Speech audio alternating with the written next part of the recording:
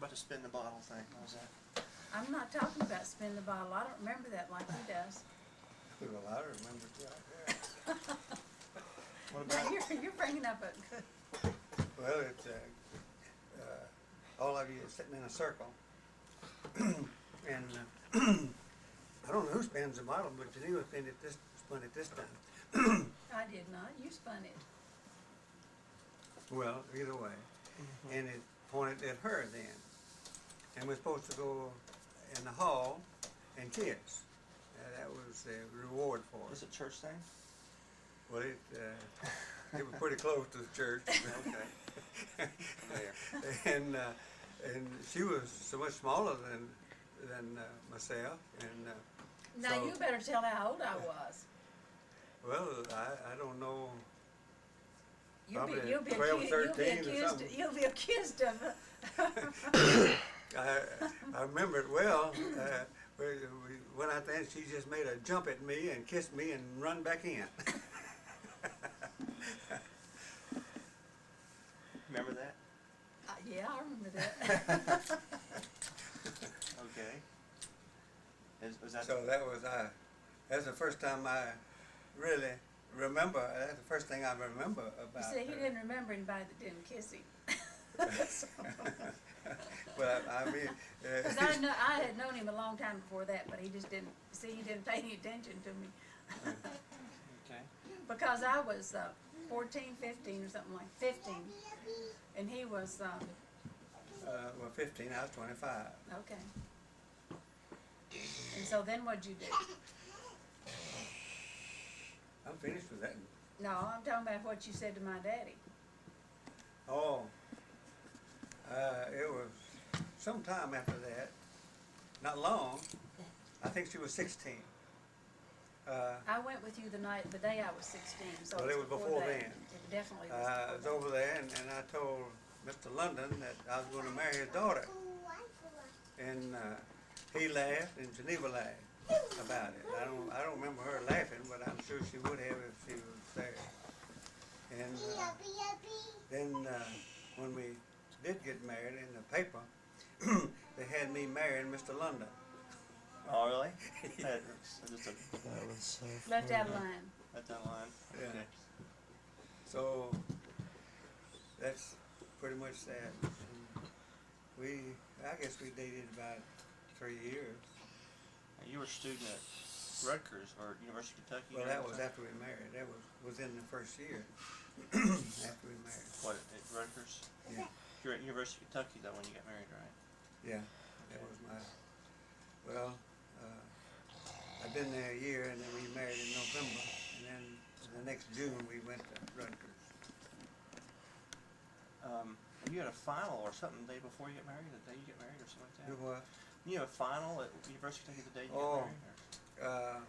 I was taking a farm management course, and we had an examination that morning. That's all we did on that Friday. And I took that, and then I met all my classes that day, and then drove home. And I met Mr. London in Geneva, I guess, in Bowling Green, and we got a marriage license and things of that sort. I already had my physical. I married out at Rockville Church. Yeah. Who was the minister? What? HCOs, and He was from Franklin. now, did Marshall help him, or was he best man? Marshall was the best man. Yeah. Who was your matron of honor? Lucille. Oh, okay. When was that now? What year was that? 1949. November 4th. Okay. 50 year, be next year. Okay. Then y'all You're gonna. lived in Rockville. Well, he was at school at University of Kentucky, and we lived there, and then we went to New Jersey to Rutgers. That's in New Brunswick, New Jersey.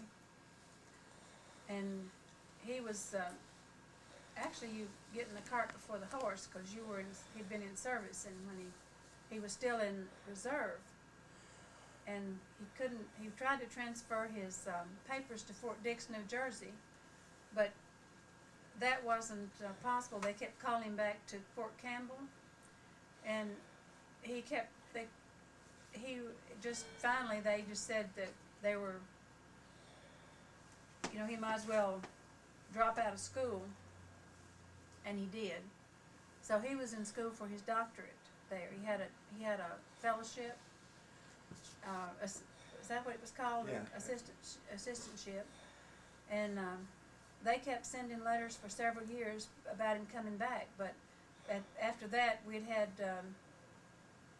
a lot of, he was helping his parents, and the family wanted him to stay here to help with them. Most of them felt like that they had been obligated to stay with the parents while he was in service, and that it was his time to stay with them and take care of them after that. Well, so. I don't know about that feeling. Well, We had a choice to make up my mind what I okay. wanted to do. Because that's one thing that my parents raised us like we have raised our children, for them to be independent and do what they wanted to do. And each one was what they wanted to be. But Well, it was sort of open-ended for a long time. We didn't have much Well- objectives of which one we were going to do. But well, nevertheless, we had some opportunities at the University of Kentucky, which might have been a better choice. I don't know. You can't undo choices, and what you choose. And the day we left to go to New Brunswick, we had a trailer behind the 46 Ford, and the chassis of it's down here in the barn lot. And we put everything we had in that, and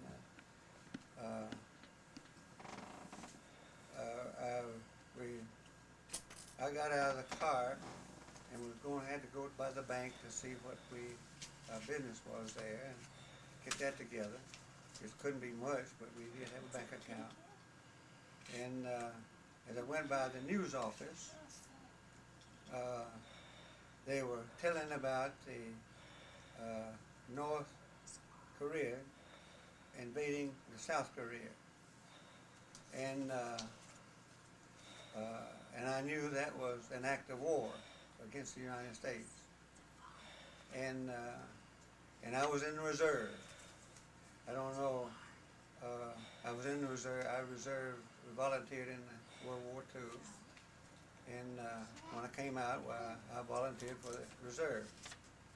And so I knew then that at that moment that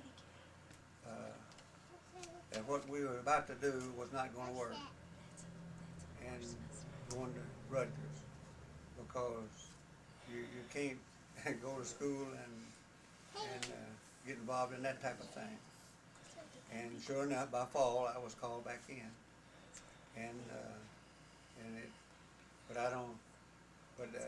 that really had a enormous feeling in my life. It changed my life. Well, I hardly know where to start, but our family has never talked about my mother's side of the family. We lived with them here some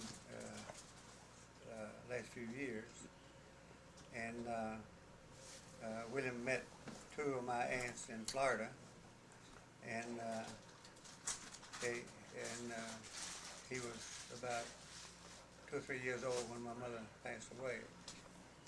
But anyway, my mother's mother was at Simmons in Butler County, and she was orphaned at a young age. Now, what age she was, I don't know, but she had a brother, and that's the only one I know that in her family. And so they sent her to the Masonic home in Louisville, because her her father was a Mason, and she was well educated. She was a person that could be educated. And now, where she went and while she was in Louisville, I don't know. But she come back. She was in Butler County, in or around 1890, some of that sort.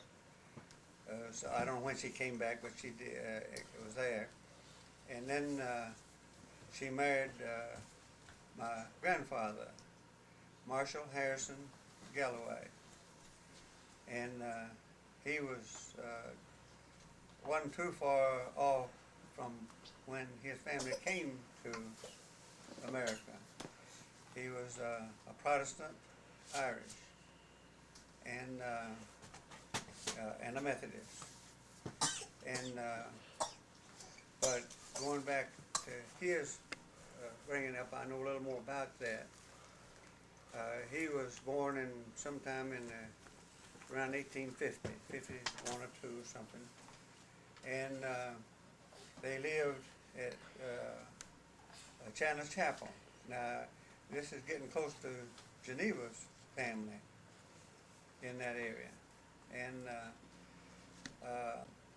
his father had a factory, they called it, and they built farm equipment, mostly from wood and some metal, of course. And I'd say this was probably in the 30s and 40s or something of that sort. He would buy slaves. He would pick an unusual black young man, and he would train them in this factory. And when they had earned what he had paid for them, he would help them escape across the Mississippi River, Ohio River. And when he was, well, my grandfather was at the home one afternoon, and the northern soldiers came through on horses, and they evidently knew he had some horses somewhere, and they wanted his horses. And from what I understand, he had the horses hid somewhere in the woods around Richelieu, Kentucky, Chandler's Chapel, and which is about 8 miles from where Geneva was born. And so he was arguing with them just outside the front porch, and they shot him. And they said he died as he approached the back of the house. And then they moved to Salmon's down here at Franklin. And now my mother said that she thought it was a house there at Salmon where the road turns to the right and goes back there to a Methodist church and cemetery.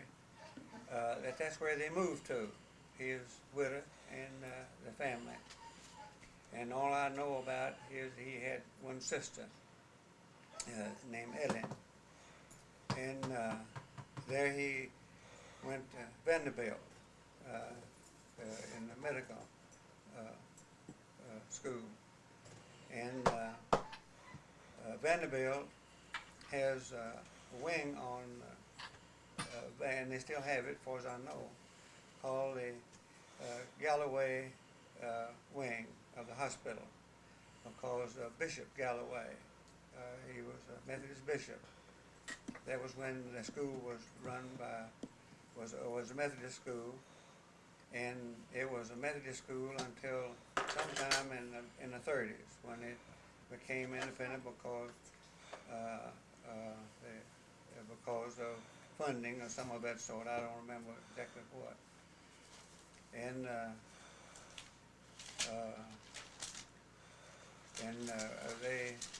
my mother had 2 sisters and 2 brothers, and the 2 brothers are buried in Bowling Green Cemetery, right close to where my parents and Willie and Jesse are buried. And my grandmother was named Jessie Simmons. and and then they had this farm over here at Richmond, and when my mother was small, and they saw to it that she had piano lessons. And Claire and her sister, Aunt Willie, I don't think they were very much enthused over piano lessons, but anyway, my mother was, and she had a renowned teacher at Portland, and she was quite a musician, and they were living in Portland. They had a drugstore there, and he practiced medicine in Portland. And then when my grandmother, due to diabetes, went blind, they moved back to Richmond and a little farm they had there. And the house they lived in is still there, and I remember visiting that when I was very small. And that's where my father met my mother. His sister and lived at Portland. She married a Moor, and he had a general store there in Portland. At the same time, my grandfather had and grandmother had this drugstore and there, and it was right across the street from each other, from what I understand. And so the day they married, of course, the only thing they had then, that was about 1907, or 8, something like that. I believe it was 1906. I don't know, 1 or 2 or 3 of those years. The day they were supposed to be married, it was pouring down rain. And my grandmother called my father, which lived about 3 blocks from there, and I know where that was, and I know where the other was, and told them to. She told my dad to postpone the wedding, and because of rain and everything, because he was going to be going in a buggy and going to Bethpage and then to Westmoreland. He was a teacher at Westmoreland, my father, and so. And she was telling him about postponing it and how they'd work it out when he walked up on the front porch and in there where she was, and he said they wasn't going to postpone it. Pardon me. And I know there was a good deal of joking about that. And then my father was a school teacher, doing school time, and he had a farm at Bethpage, and he farmed with his brother, Uncle Thomas, and they were real close to each other. And that was before my grandfather died. And well, I think I'll go to my grandparents, his parents, William Frederick Moss and Amelia Allen. Perkins Allen, I believe, was her middle name. And they lived at Bethpage at that time, but his father came from North Carolina, David Moss, and moved to Greensburg, Kentucky. And his first son was David, and he had left home some years before that, evidently, and came to Rockville and owned a whole lot of land around where the cemetery is over here. And William and I, we went away and I showed you the buildings where, middle of the farm. And when their parents died at Greensburg, then my grandfather was the youngest son, and he came to Rockville to live with his older brother. And there was another brother that went on to Missouri. But anyway, I don't know too much about that one. And so it wasn't long after he was here that he married this Allen, and she was a daughter of a circuit rider preacher, Methodist preacher in Allen County area. And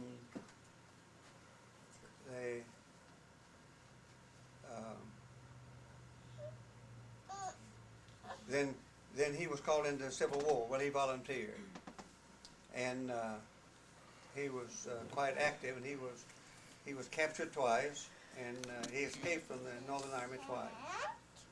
And he swam the Ohio River and come back to the Southern regiments, or wherever they were. And he already had one daughter, Margaret, that was born here at Rockville. And while he was in the service at Chattanooga in the Southern Army, some person had come by Rockville and told him about he had had a son born, and they named him William. And so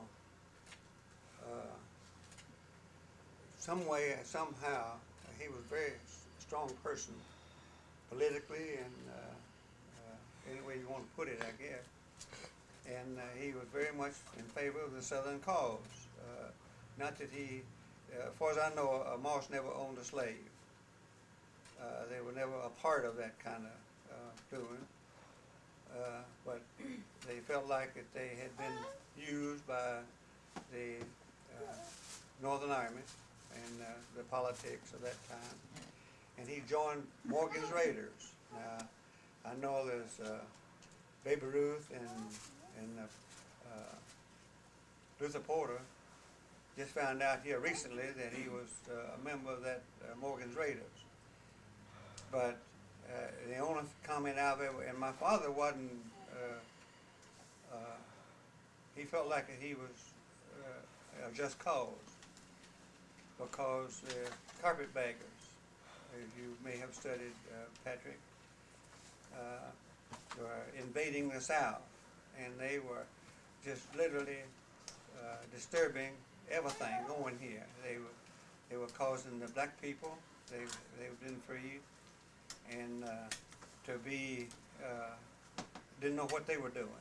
They didn't know how to live without their masters, and they didn't know how to live with them. And the carpetbaggers were just stripping this area. So he joined the Morgan's Raiders and to help control that, and they worked hard at it. And they did from my father's standpoint, it was necessary that some of this be done, because they had betrayed the country. The South had seceded, and the Northern Army had conquered it, which is good. And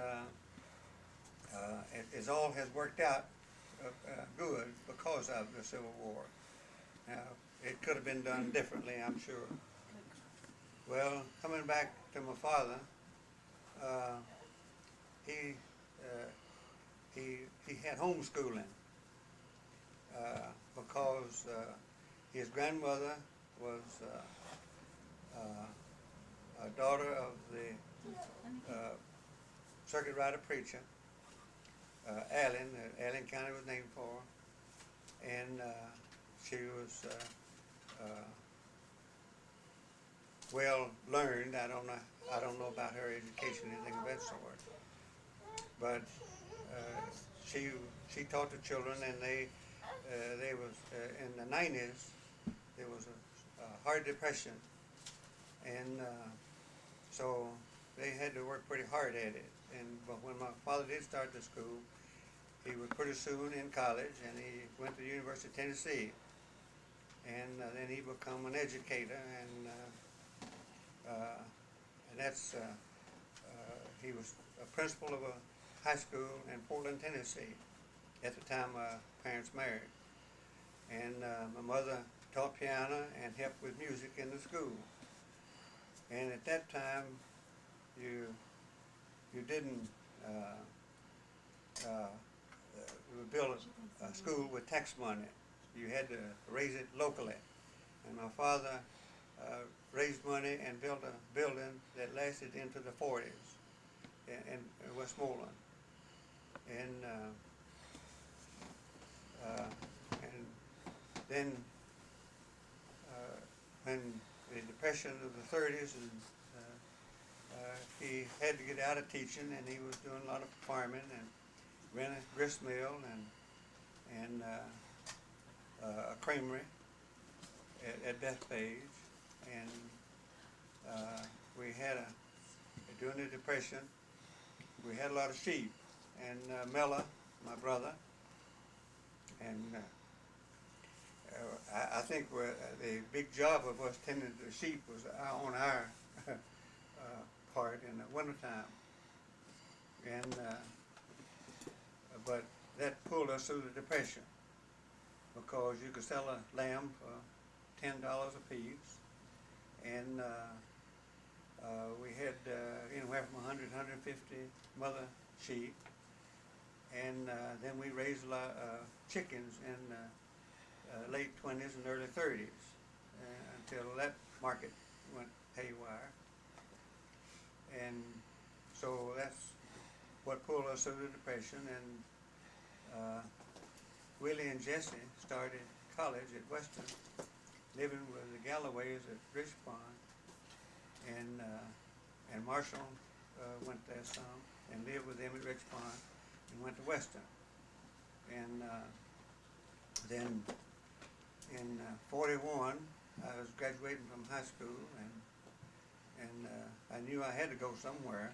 There was no way around that. And because never a day in our lives, none of our children were ever told to stay at home to help with something.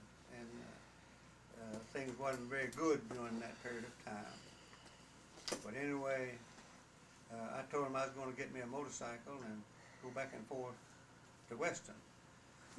Well, I didn't give it a lot of thought. I wasn't sure I was going to do that, but I made that statement.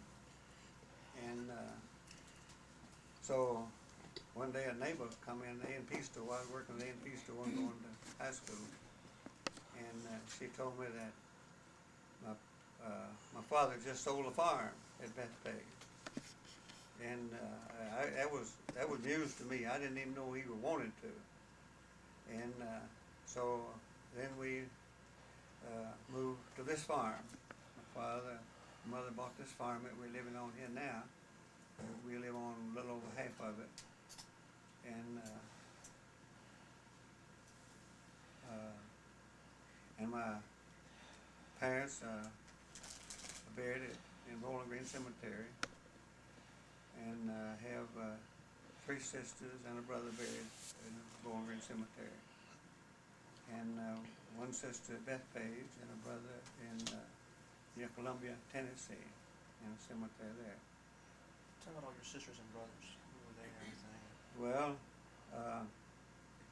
see, I guess I was the 5th child of 8, and yeah, I was the 5th. And then Miller was younger, and then Ruth Ellen was born 10 years after, when I was about 10, 11 years old. And Willie and Jesse was the oldest. She was named after my grandmother Galloway, Jessie Galloway, and my father's grandmother, Luke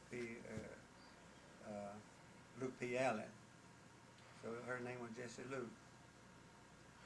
And Willie Serena, I don't know, Serena was a Galloway name. I don't know from who. And she was named for my grandfather, William, died about the time she was born, and she was named Willie, and she had a name named Willie Galloway. And then Marshall Duke, named for his father, and Duke Moss, and Marshall Galloway. And Lucille, I don't remember what she had. She died when she was about 3, and she's buried at Bethpage.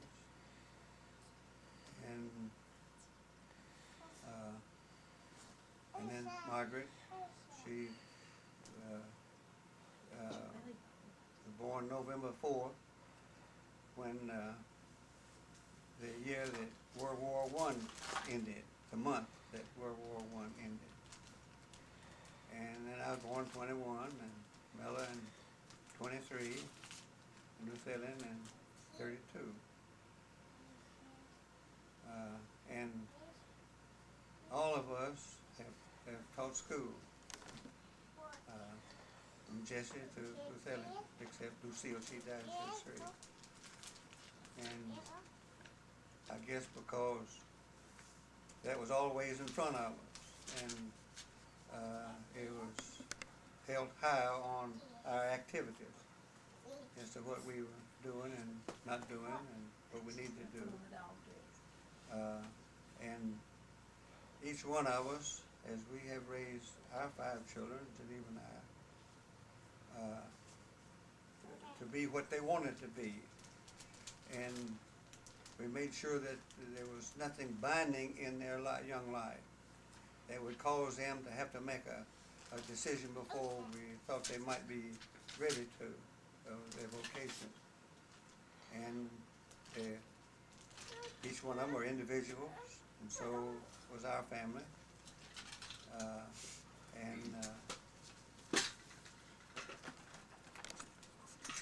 I don't know anything else. And now, when my grandfather came home from the Civil War, this is going back, and I've forgotten that because William and I, your dad, made a trip one day, and we started here at Rockville. And when he came to Rockville to live with his older brother, David, there was I don't know if they built him a room out there or what, but it's still standing. And so when he came back from the Civil War and all that was behind him, and they found his discharge, Luther Porter House found his discharge, copy of it, and they made him promise that he would not get involved anymore in military activities because he had escaped twice and joined the Morgan's Raiders and whatever. And What were Morgan's Raiders? well, they were considered by the North as bandits. Well, they were a very highly respected fighting unit until after the war was over, and then probably the renegade ones of the Morgan's Raiders then sort of got carried away with their power, and they sort of abused their power, the way that I interpreted it. Well, that's pretty much it, and I don't know a whole lot about it, but now we used to see movies on television of Morgan's Raiders. I don't think they made films of it, and Morgan, and I've heard my dad talk about how he had to have a white horse, and he was the leader of the group, and if there's something went wrong somewhere, they'd go settle it. That's what you call a court. I guess it was, and they made a difference Jesse in the James and South. his group came out of the Morgan's Raiders group. And but Luther Porter and Baby Ruth think of Morgan's Raiders as being gangsters, I guess, and their latter part. My father wasn't with them at that. Grandfather wasn't with them at that time.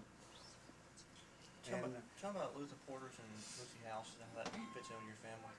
Well, Lucy was the first cousin. Who was her father? John Harris. Okay. And you know where Harris Lumber Company is? Mm-hmm. Now that's a part of that family. They came to Bowling Green and descendants of it. John Harris was your grandfather's brother? Brother-in-law. Oh, your father's brother-in-law? Yeah.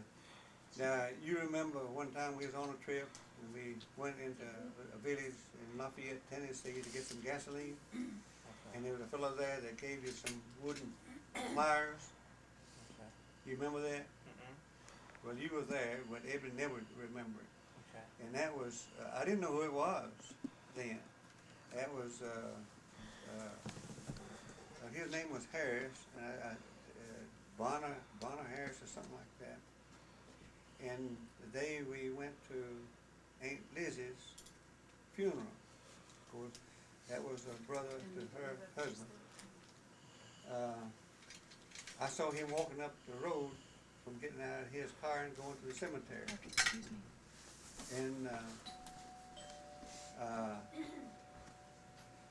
And Lucy had a sister, which is the mother of Baby Ruth,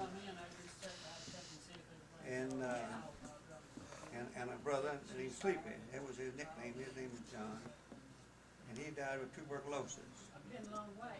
There was a lot of that in Sumner County for a period of time. And Lucy and Ruth Parker, Baby Ruth's mother, were well educated, and they taught school, both of them. And now let's go back to another situation. My grandfather believed in education, and he had started a college. He was involved in setting up his school at Bethpage, where the church is. Hi, Patrick. Hi. I didn't realize it was so heavy. We stayed at Dalton one night, and this lady, next morning we ate at the restaurant, and Henry and I were commenting on the hilly country, and she says, well, let me tell you something. She said, when spring comes, says, we don't go out in that hilly country. She says, there's rattlesnakes out there. She says, they even get on the road, and you can't. Nancy says they're bears, too. The what? There's bears, too, and it's a Chattahoochee National Park, I believe, is, well, in the state park is 3,000 acres. I never, oh, boy, it's really wild up there, but the accommodations were just perfect. I know, and both, and it's reasonable, too. Uncle Phil, we're just doing some recording of some family history and stuff, and I want you to jump in too if you have anything you want to add. Daddy was talking about, what were you going to add about your grandfather and... Stuck on your face, isn't it? Can you get back to that point? You remember where you Did were? get candy in your face? Yeah, whenever you want to. Go ahead. Did you get candy in your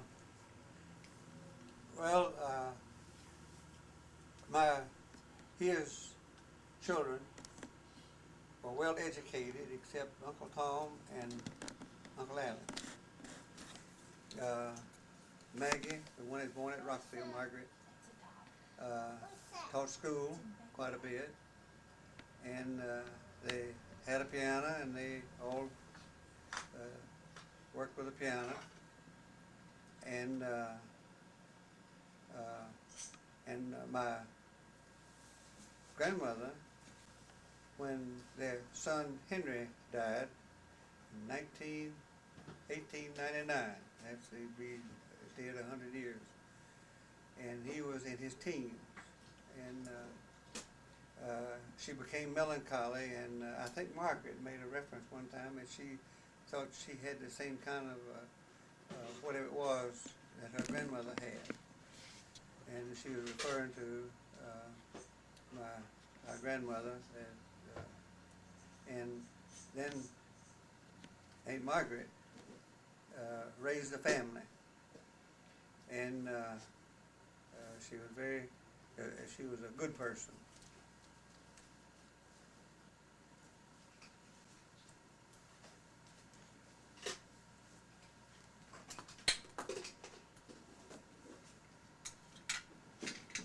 And I'll get to it shortly. It's all right. Elizabeth. But my grandfather was very much involved with the Methodist Church and education, getting the school started, and that family basically continued that right on through their life. Now, here we have a table that I don't know where it was gotten into the family, maybe in Virginia. It's in the dining room, and it was moved from Rockfield to Bethpage, and back here, there was a chest of drawers, and, Marcia Moss in, Nashville has that. And, my mother got those two pieces of furniture out of the smokehouse and cleaned them up and started housekeeping with them.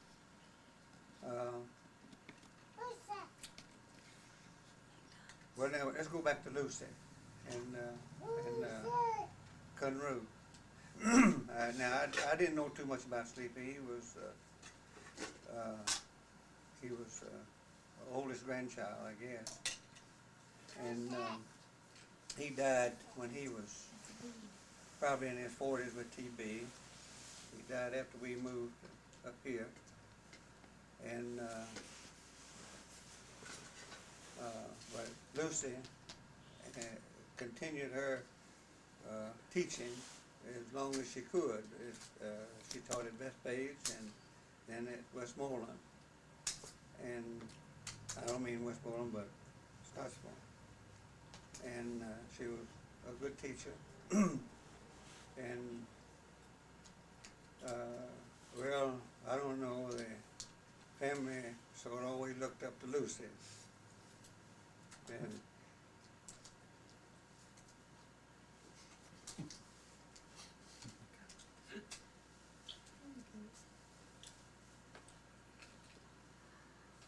So she had one son, Luther Porter.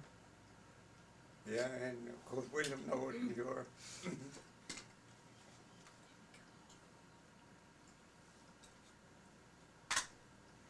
well, she was a fun person, and she was never negative. And I guess Luther Porter is old. I like her. I haven't been with him that well. Who's her husband? Luther Porter House. Okay.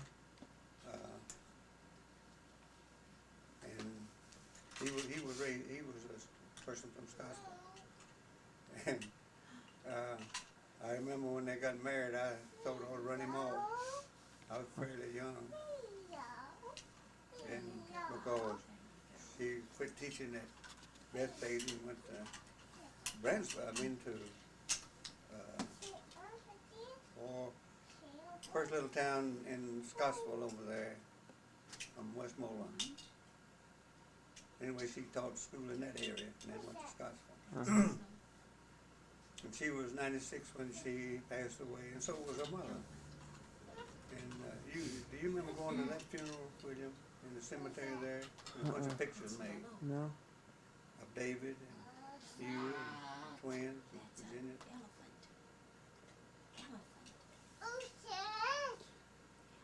Where did we have the picnic when I was little? I remember Aunt Margaret was there, and we all had way out in the field and down Bethpage somewhere. Yeah, that was on the Remember that, Philip?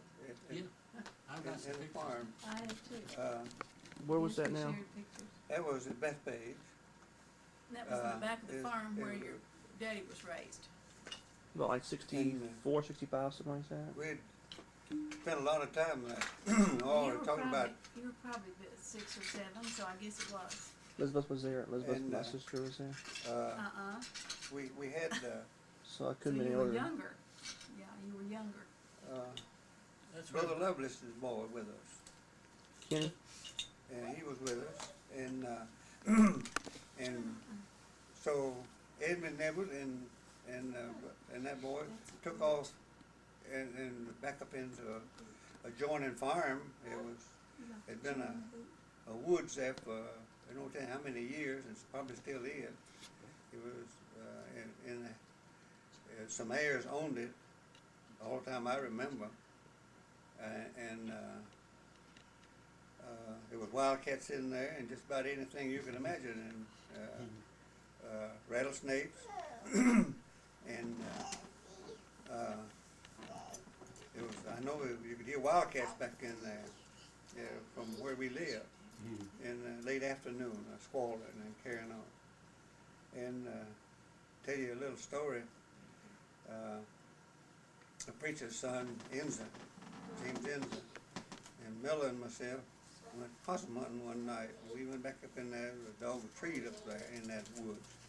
And pretty close to where Edwin and Edward and Loveless boy had gone up in there, and I paddled them for just running off and leaving us and not, you couldn't even hear us, I don't reckon. Of course, I might have done the same thing. But this old dog, and there was a whole lot of boulders out there in this wood.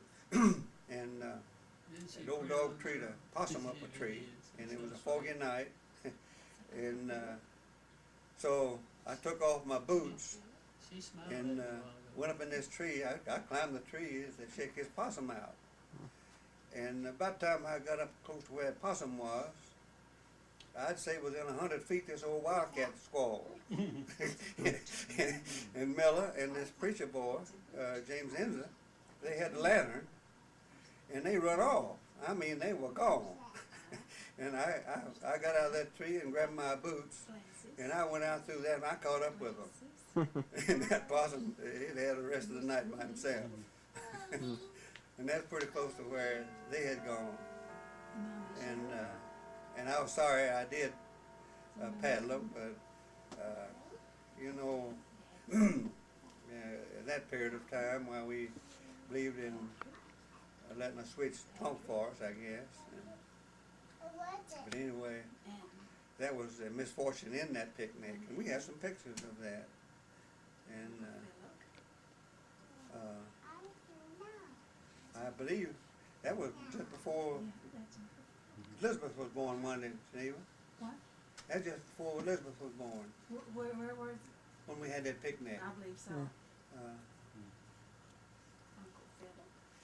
Well, anyway, we were talking about friends we played with. Of course, we had our school friends, and we didn't do a lot of visiting, but there was a preacher moved there, Thomas, and they had two boys. That one was 1 year older than I was, and me, and then Raymond Thomas, and then Miller.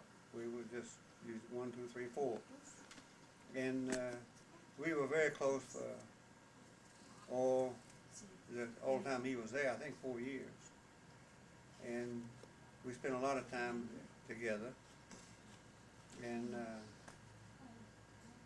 that was the closest I guess we ever got to something of that sort. And then there was a thing happened. I had a little yellow cat, and I really was enjoyed that cat, and I guess for 2 or 3 years, and he was killed on the road. Well, I decided at that time, this is, I guess, what you call something that hangs on to you, to be aware of making friends, because I ran into that in the service, because you get too close and that's not good, and when things like that happen. But that was the first thing I had of that sort that happened with that yellow cat. Tell me about after high school and you moved up here, and then what happened. I know you went to the Army about that point too. Tell me about the time when you heard about Pearl Harbor and all that, what happened, and Well, from that point on. We moved here, and of course the Lend-Lease bill had been passed, in which a lot of materials were being sent to England, and I don't think at that time was anything sent to Russia, but it was to England. I know of that, and they were bringing children here from England for survival of that race of people, and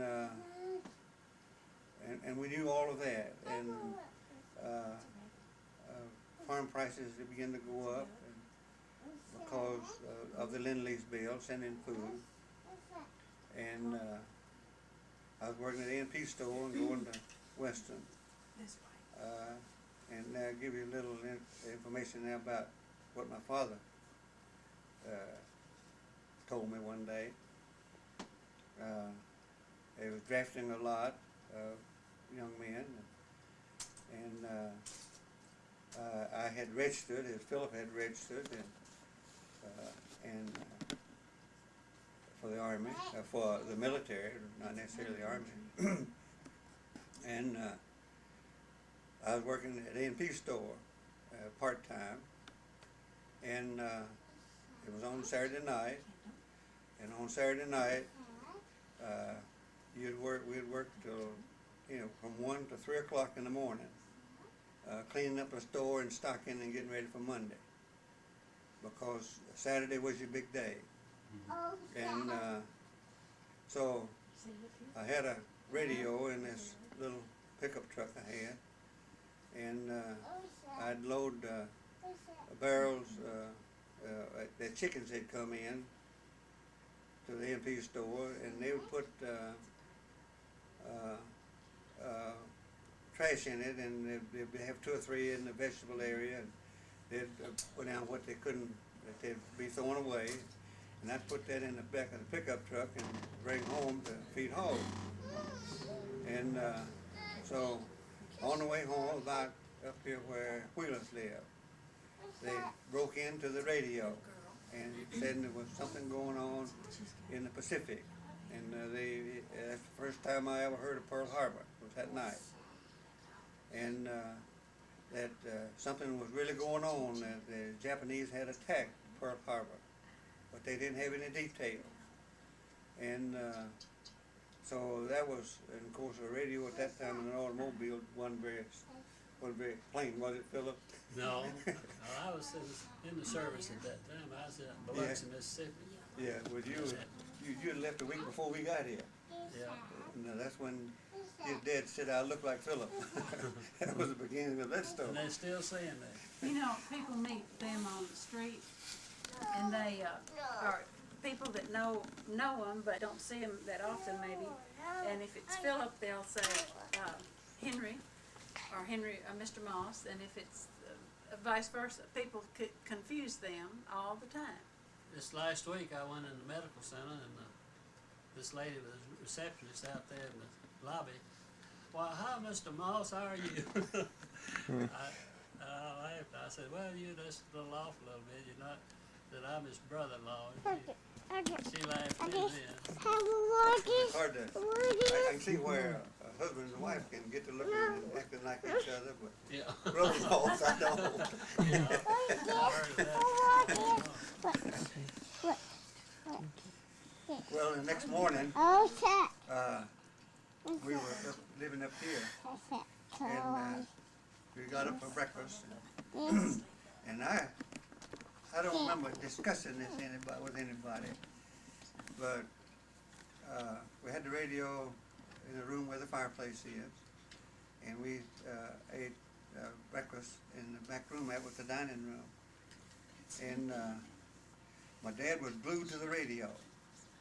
And I remember him coming in, and he said, we in war. He didn't say war, he talked like President Roosevelt, we in war. You talk like Uncle Marshall? Huh?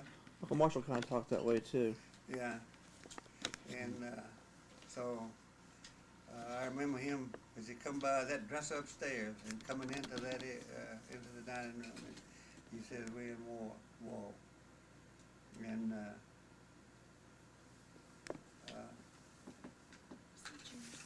that because they had learned some facts and things at that time. Uh-huh.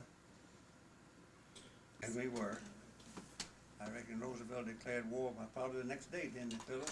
Oh, yeah. And then, of course, England had already declared war against Germany. And then, I guess, at that time, they declared war against Japan about the same time. Yeah. As the United States declared war against Japan and Germany and Italy. Italy was very much in the Nazi regime.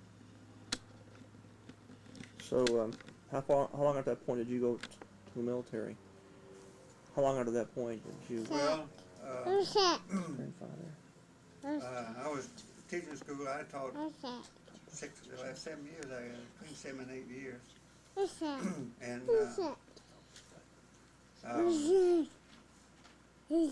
Mr. Jenkins had died of a heart attack. And he was in Cary's here at Rockville.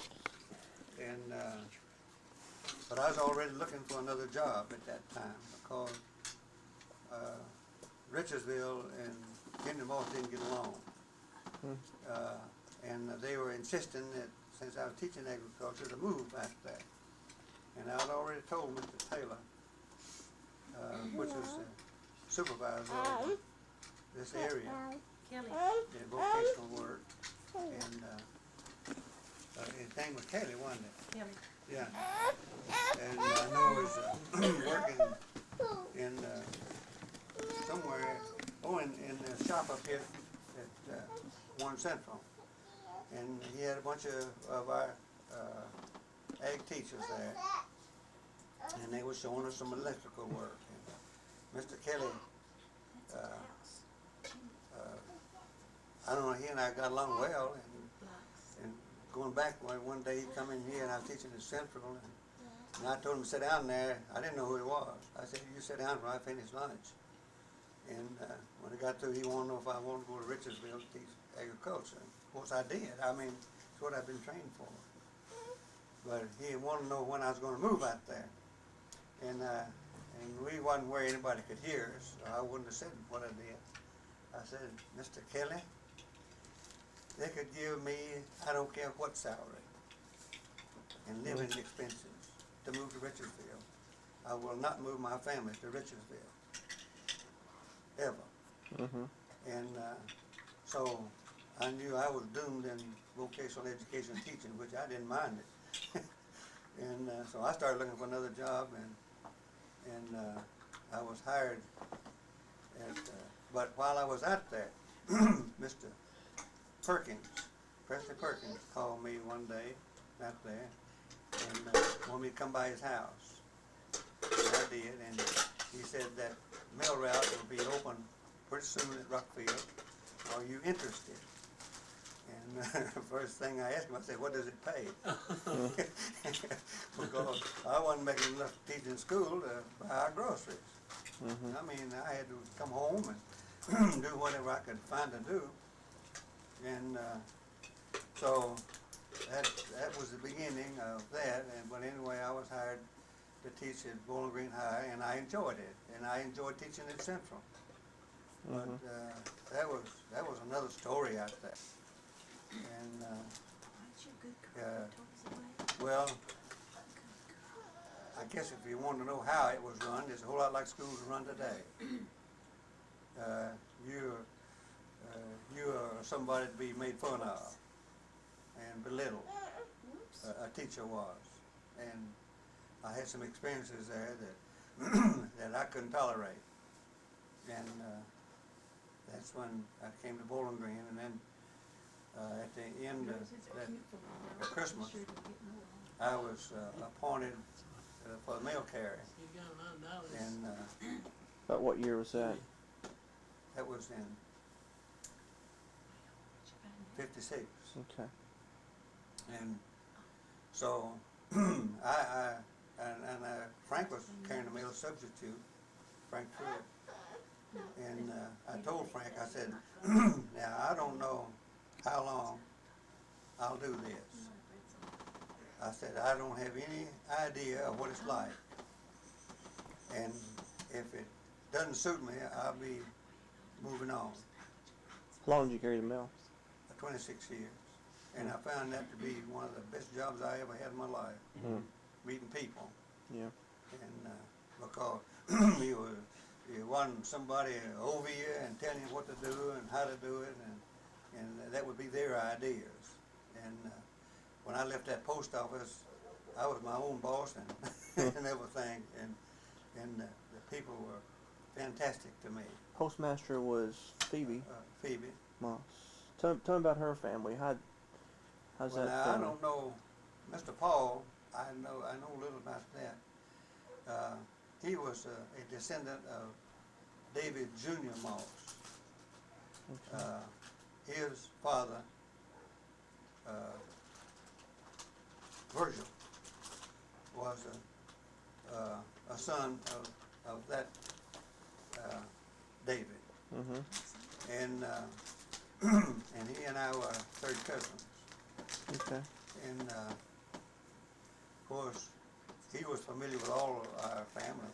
Okay. I mean, I didn't know him till we moved here and going to church with him. Tell me a bit about your war years and what happened with all that. Tell me a bit about the war, World War II, and Oh, just can you put that. well, I'm into- getting some stuff together upstairs on that. Okay. But I can tell you, the beginning, Started on World War II. my giving it some thought was the day that France surrendered. Ruth Ellen had spinal meningitis, and I was taking her home when I could, due to the weather, depending on the weather, home for lunch every day, which wasn't a great deal of difference on a bicycle. And we had a thing fixed for her seat she rode in a basket. And while I was at home, they come on the radio that France had surrendered. And and at that time, Germany had already taken Czechoslovakia and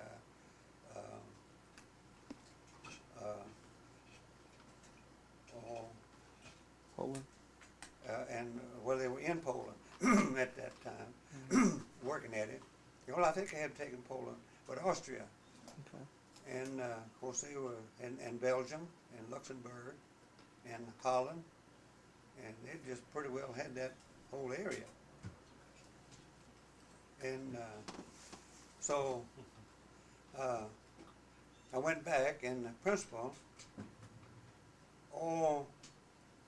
Mr. Williams,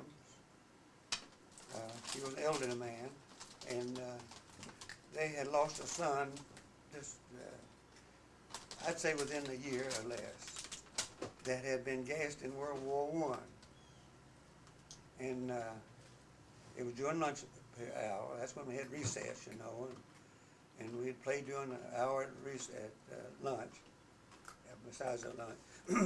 Philip remembers those good times. Yeah. And so he was out there on the school ground, and I told him what I'd heard. And he had the glasses that it had a pincher right up here at the top, and he had his glasses on, and he reached up there and took his glasses off. I remember that. And he said, "Well, Henry," he said, "you'll be a part of taking that back and undoing that." Well, of course, that didn't raise much information because I was freshman probably in high school. I can't get my throat cleared up. And but Philip, do you remember that? when France surrendered, Oh, yeah, sure. and de Gaulle, Oh, I know. de Gaulle was gotten out of there some way. Yeah. Well, I don't remember much until well, pardon me. 41 when I was 10 years old when they bombed Pearl Harbor. well, I didn't think much about that until January the 8th, That's right. when I went ashore on Normandy. I was about 22, something like that. June 8th. Huh? Yeah, I went in June 41, Yeah, June 8th. after they bombed Pearl Harbor. And I thought of that quite often. And Can I give me a thumbnail sketch of Pearl Harbor in where you went, just the countries you went through when you landed at Normandy? December 2nd. well, of course we were Yeah, that's right. Oh, yeah. I was there in Normandy. I'd say until they had captured Cherbourg. Yeah. On Omaha Beach is where I went in. And Here you go. that first night, of course there was a ravine where Geneva and I were on the 50th back there. That's when they said I'd And be in for a right year, straight and I behind was us. 5. Oh, my. And at the top of that bluff and ravine is the American cemetery. And I believe they had about 9,000 soldiers in that, American. And of course we had a gun and hand grenades and all that hung on us, and gas mask, and I remember we walked in a path that had flagged where they had checked it for mines, and I remember I made sure we stayed inside of those, and so we were stopped in there right at the top of that, and so there was a ditch there that's grown up with bushes like a ditch does here, and so I spent the night in that ditch, and there was a lot of mortar fire from Germans and from where we were going that way, and occasionally you could hear small arm fire and machine gun fire and artillery from the Channel and artillery from the German pillboxes. And I've got quite a bit of this in tapes upstairs. And then on December the 14th, I guess it was, we were moved from Wayward's, Belgium. That's about 3 miles from the German border, and it was on a railroad track. And it always took us at least 2 days or more to move because we had a whole lot of tank equipment and tracks and motors and all of that type of thing, and machine trucks. I think we had about 10 machine trucks that made parts for all of that, and we moved to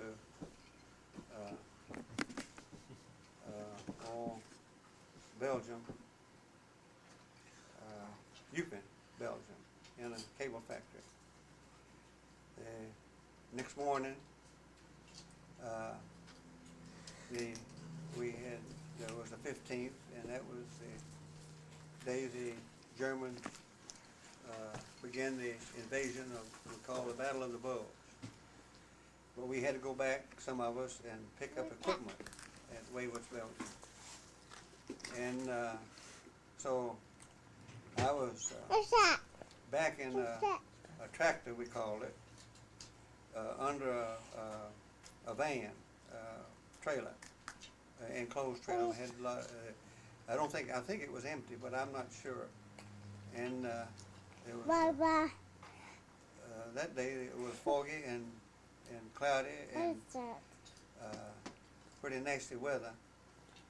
And so I was backing up under there, and I was by myself up there, and others were doing what they had to do. And so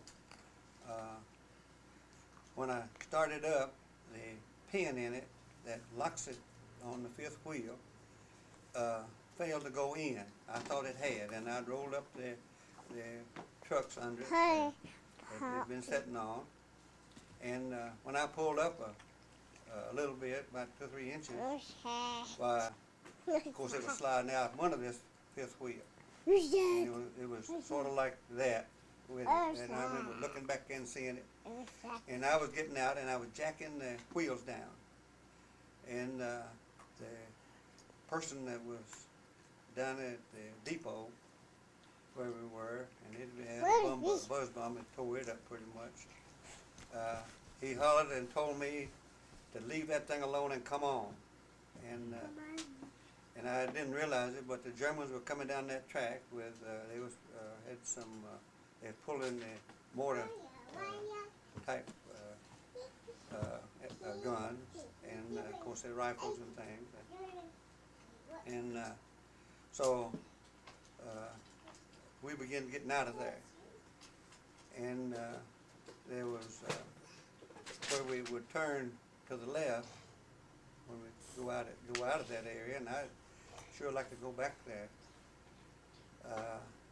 there was a building in that corner. And then there was a vacant space.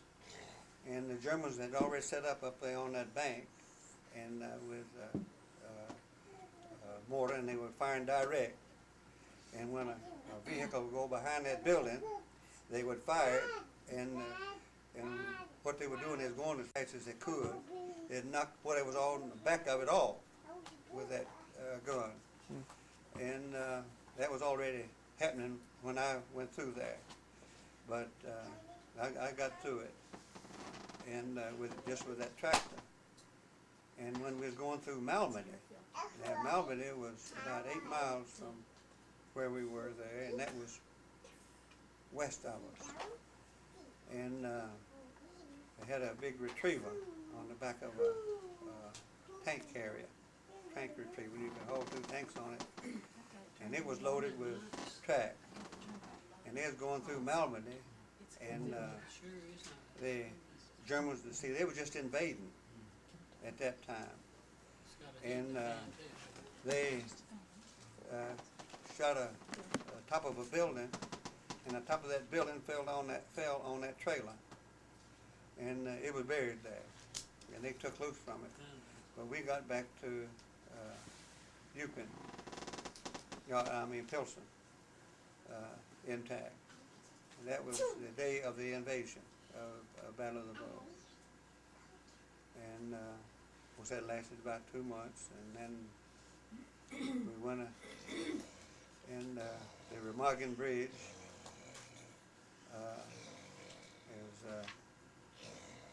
was captured by the Americans, First Army, intact.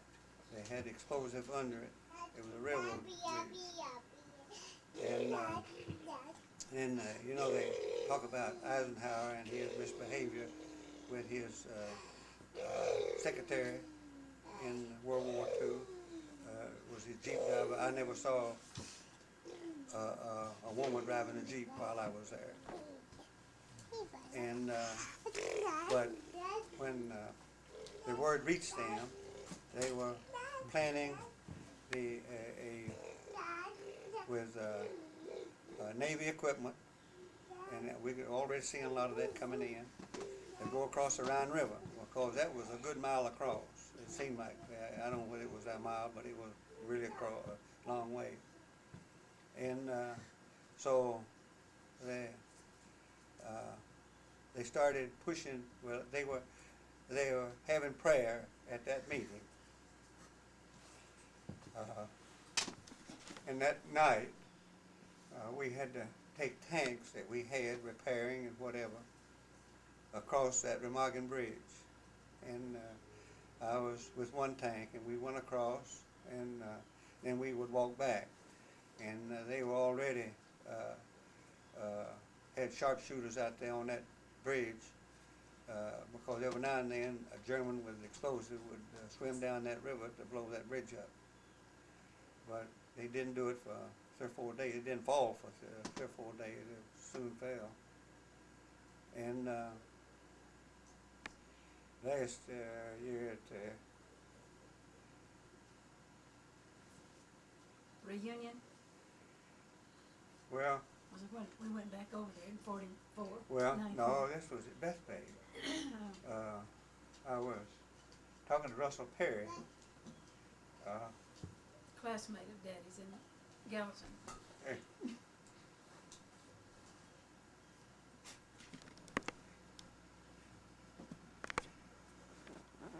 Well, he was on that bridge the same day, same night.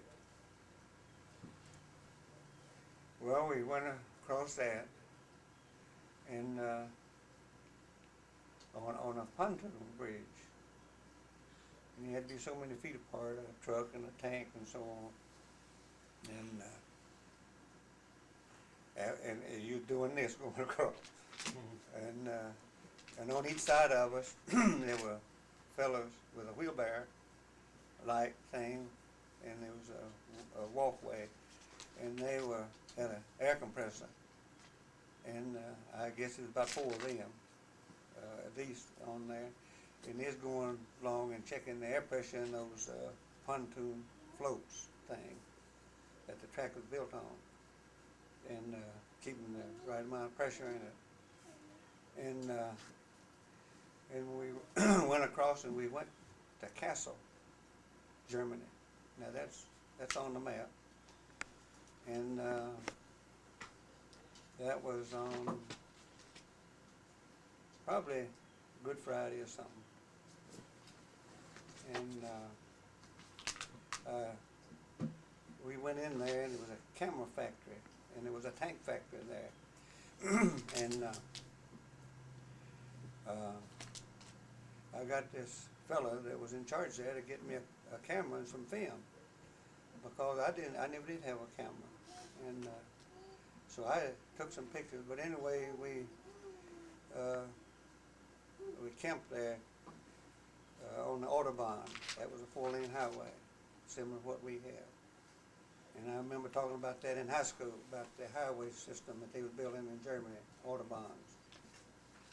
And we were using that that time to airplane bringing in supplies and gasoline and everything, because the armies were moving on pretty fast. And we stayed at this concentration camp site. And first sunrise service I ever attended was there on Easter Sunday.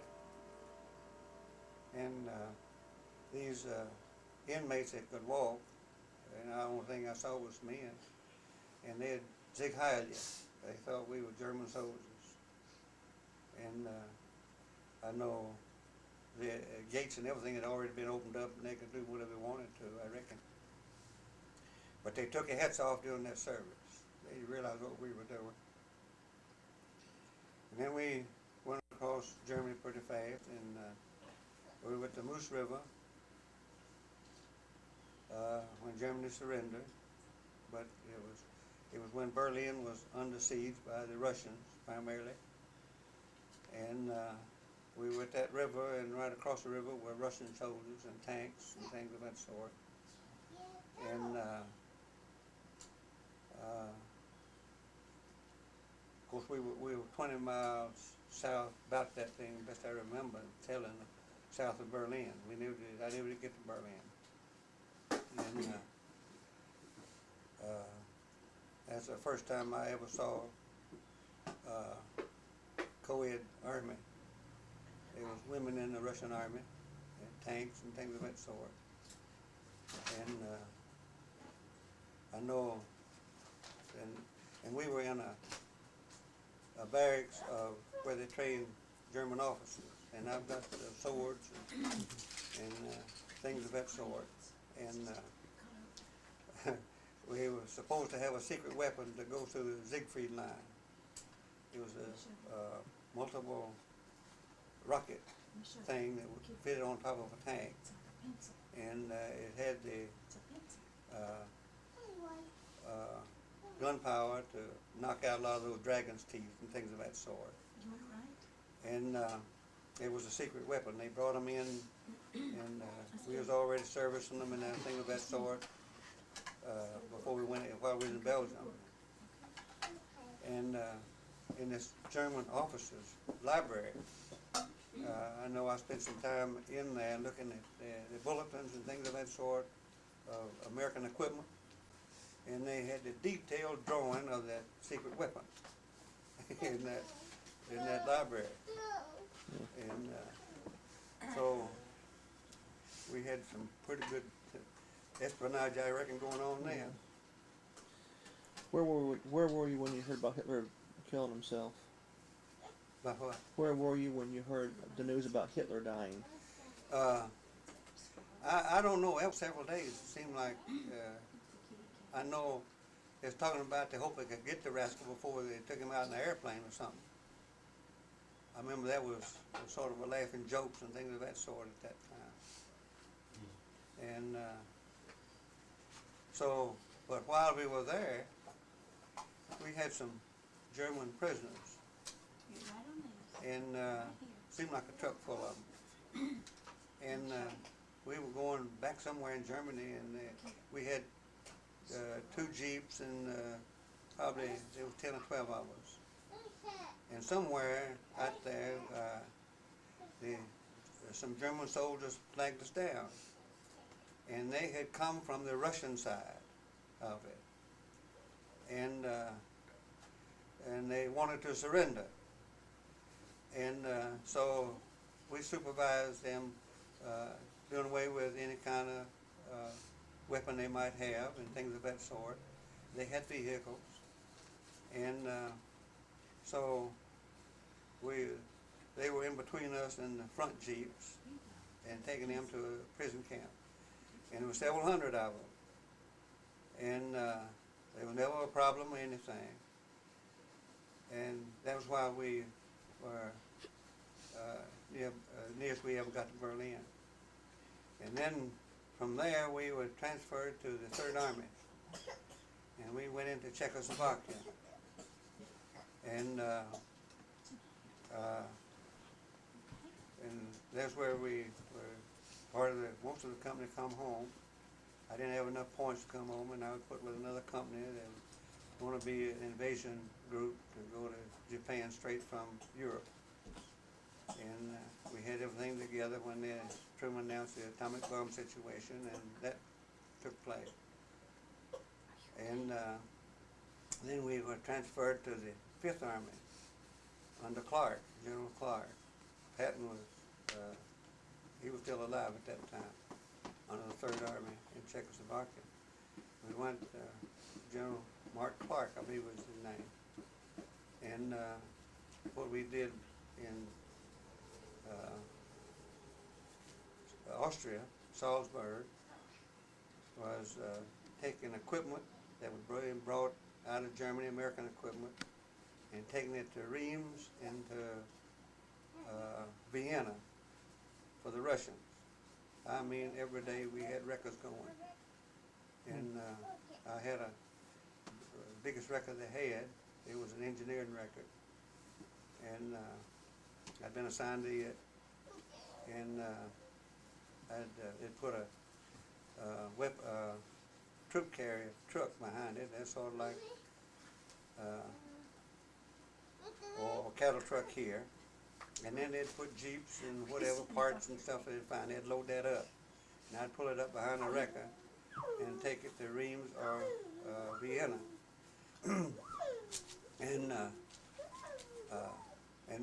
there was, I don't remember making 2 trips in one day, but that was every day there for 2 months and taking it to Russia. And going back to Pilsen, Czechoslovakia, they were loading up Germans on trains like cattle there. The Russians were. See, it was all three, the Russians were there and we were there, and taking them to Siberia. And I thought that was terrible. And people, that part of Czechoslovakia is a good bread basket of Europe. And they're taking, especially owners of those lands, putting them on these trains. And I doubt if they ever come back. And I know we were fussing about it. And we were doing a lot of talking. I don't know who else was, but we. And then we were ordered to get out of Czechoslovakia, and that's when we went to the Fifth Army. But we moved, I don't know, the tons and tons of Army equipment to Russia. Why would they get the equipment?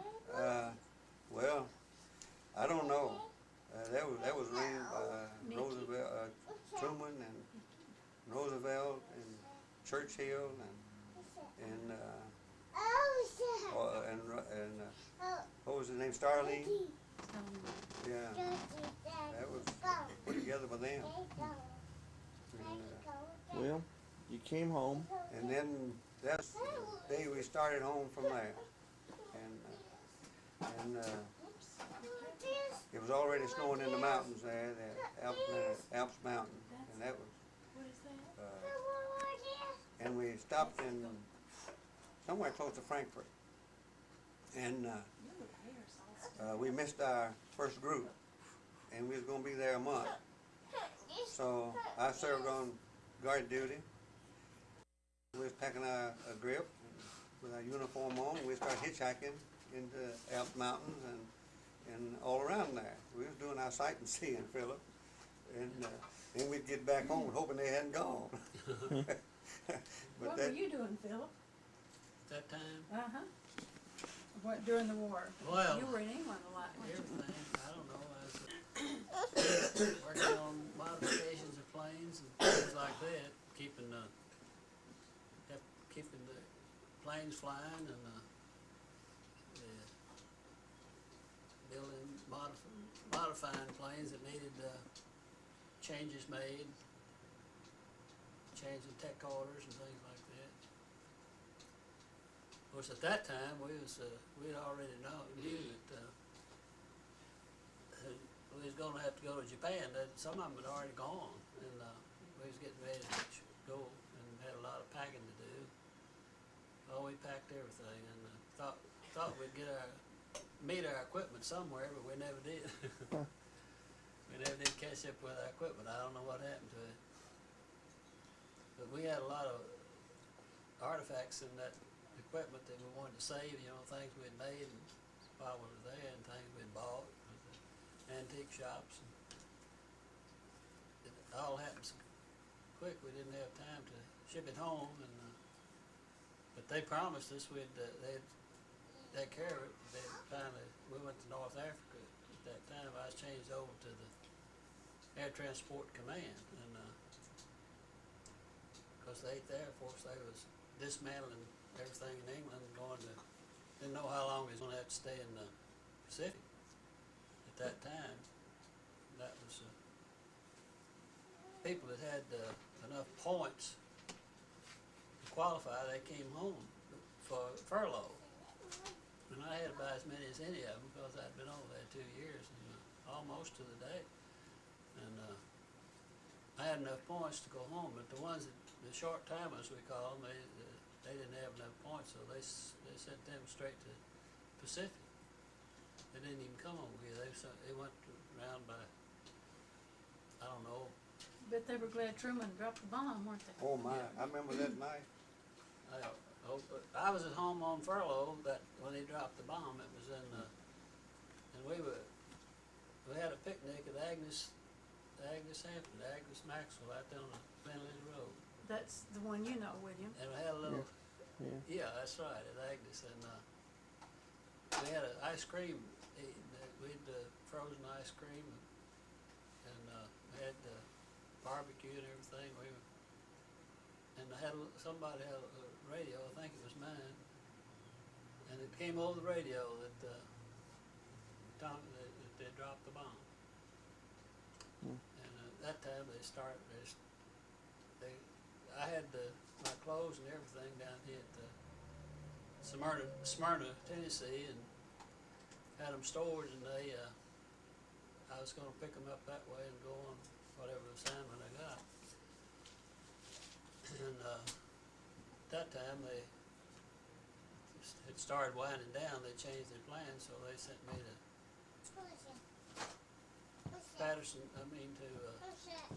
Fort Dix Air Base in New Jersey, and I stayed there a good while. From North Carolina. Dave Moss, North Carolina. Okay. And he came. Who was his children and? Well, I don't know, but two really. What are their names? William Frederick was his youngest son, and David Moss Jr. was his oldest son. Okay. He had some daughters. One of them married a McAfee, and Miller met another daughter descendant in Louisville.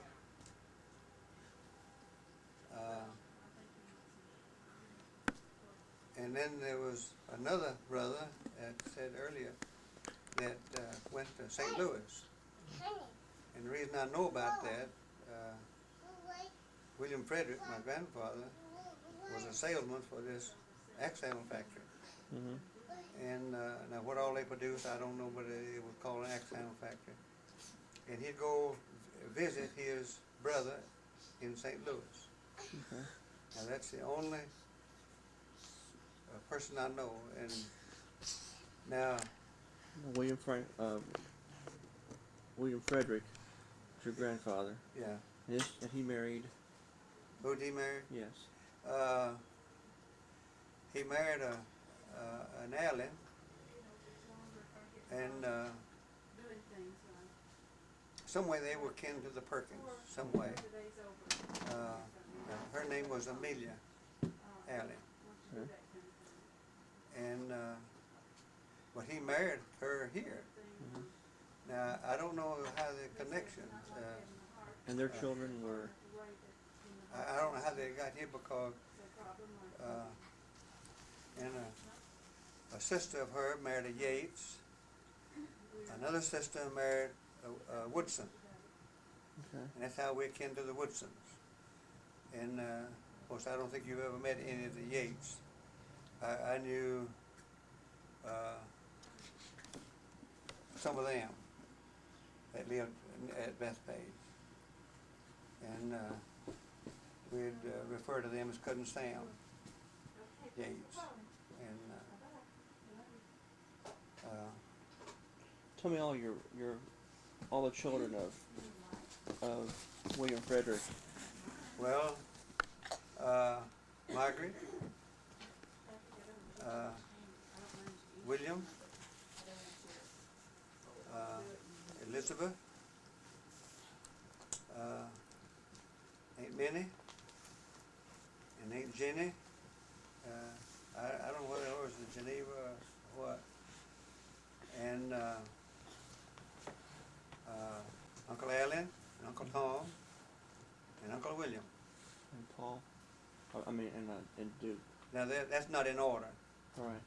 I started out in order, but And your father was. and then there was twins born, Uh-huh. and one of them was named Edwin. And that was I found out about that after Edwin never was named. Okay. And then your father was. Ulysses Duke. He didn't like Ulysses. Okay. Now where that come from? Now that's a Morse name somewhere. There's reference to Ulysses in the And family. the Dukes. Now that was a familiar name in that because Mr. Paul had an aunt that was Duke Moss. Her name was Duke Moss. And she was the mother of Ms. Truitt, Ms. Bowen, and Clarence Johnson, and the other Johnson in Bowling Green. And they refer to her Duke Johnson. Okay. And now what I've heard, I don't know, that they came over together, the Mosses, on a boat that there was some Duke sisters, and they intermarried. And through the Duke University was established because there was some funds or something that come from England for that purpose. All right. And that's the reason it was named from the Dukes in London. I mean in England. I don't know where they were from there. When Patrick was born, Aunt Willie said that Patrick Harrison was